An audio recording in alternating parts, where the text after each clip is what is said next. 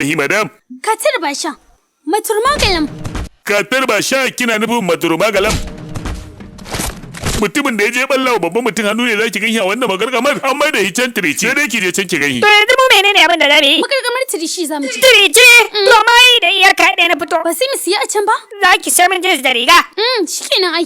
To ma kin bakaranin yara a gida wa duk kula da su. Na fi da shugaban kustafin na can. Shikenan babu damuwa. Ko ina kike son mu je da. Madam wai kike son haduwa da shi? Katir Basha maturabal lingam. Daga magargaman Madurai aka dawo da shi nan. Oh, wannan mutumin.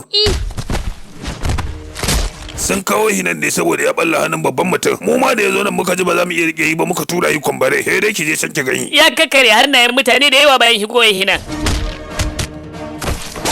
Shi yasa muka ga ba za mu iya rike shi ba muka mai da shi magargamar Salim. Daga nan kuma an mai da shi magargamar can dai. Daga nan magargamar Bellore maka mai da shi. Ina yanzu yana magargaman balle kutti. Duk magargamar da aka kai shi masifa yake kirkira a magargamar. Wannan dalilin ne yasa aka rasa inda za a ajiye shi yanzu haka mai da shi juvenile. Sai dai can inda ki je kina son ganin shi. Menene sunan ki? Subuye. Manaje ki.